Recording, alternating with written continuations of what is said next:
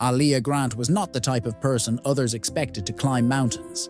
Quiet, curious, and always glued to her engineering projects, she found more comfort in blueprints than in nature. But it wasn't just preference, it was fear.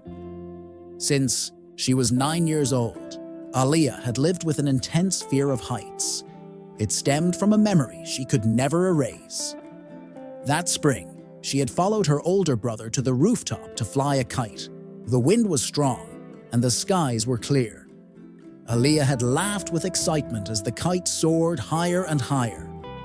But the wind suddenly shifted, and as she stepped backward to keep the kite steady, her foot caught on a broken brick.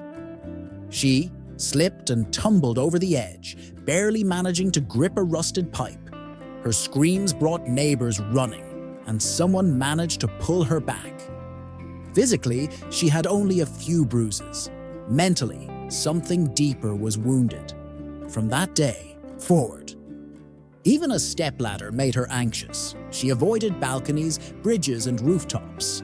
Her fear became part of her identity. Now in college, Aliyah was known for her talent with robotics and drones. She had designed several prototypes capable of flying over rough terrain. And her latest project was a drone meant to carry light packages for emergency aid. Her professor submitted her work to a government competition, and it gained attention from medical organizations. One such group reached out with a challenge: test her drone in a real-world mission. A small village in the northern mountains had reported symptoms of a rare disease. A medical team had sent a test kit via helicopter, but bad weather forced the aircraft to turn back. The drone, controlled remotely, was sent instead. It successfully reached the village, collected biological samples, and began its return. But as it passed a narrow ridge between two cliffs, a sudden gust of wind threw it off course. The drone crashed on a ledge, wedged between jagged rocks, unreachable by vehicle or helicopter. The clock was ticking. Without the sample, the diagnosis could not be confirmed. The village doctor had already seen signs of worsening illness. Authorities estimated a 24-hour window before the sample became useless due to temperature loss. Aliyah was contacted immediately. Her professors suggested sending a team to retrieve the drone.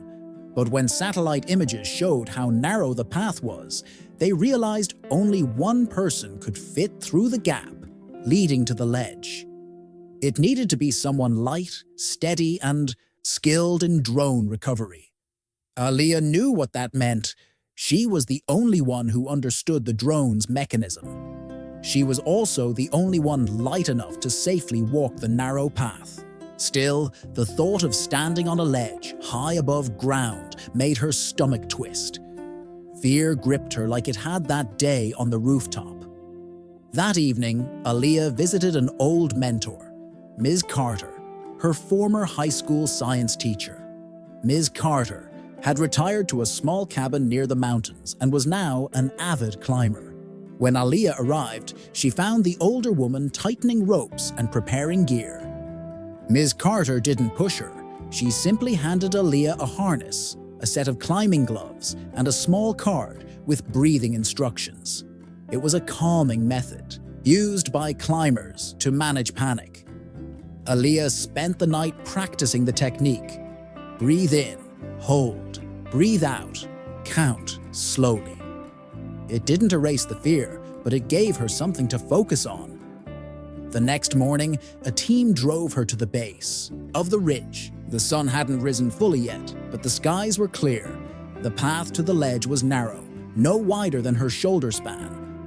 On one side, a steep wall of rock rose high above.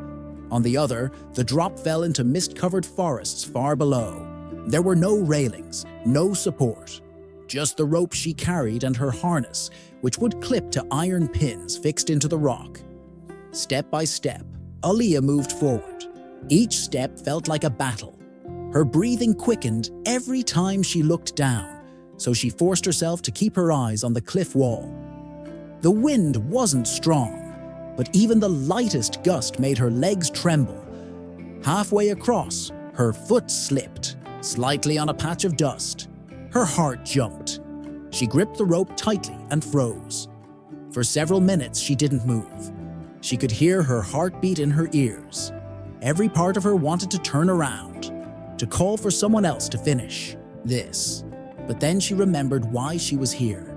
In that village, families were waiting. Children were sick. Her drone, her work, was the only link to finding out what was wrong.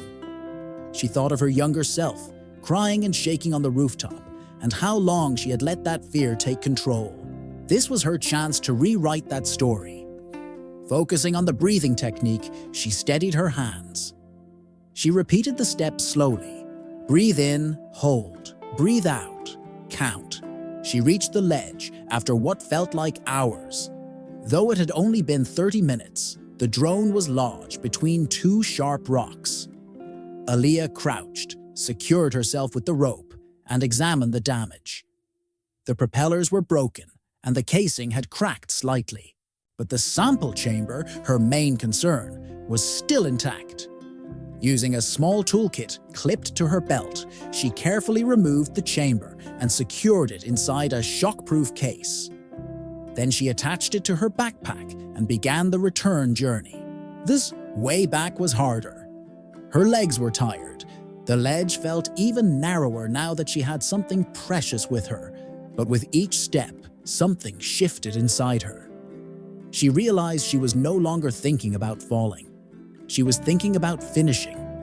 Her focus had changed. Her fear was still there, but it was no longer in charge.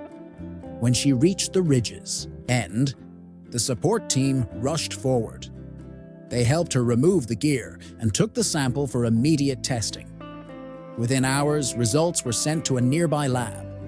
It confirmed a treatable infection that could have become deadly if ignored.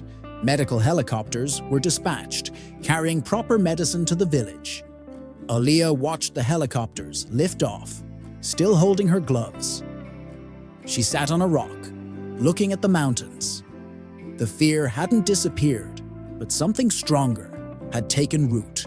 Courage. The experience changed her in quiet but powerful ways. She started taking small steps in daily life, climbing stairs without gripping the rail, visiting rooftops again, walking across bridges with calm steps. She even joined Ms. Carter on a short hiking trip later that year.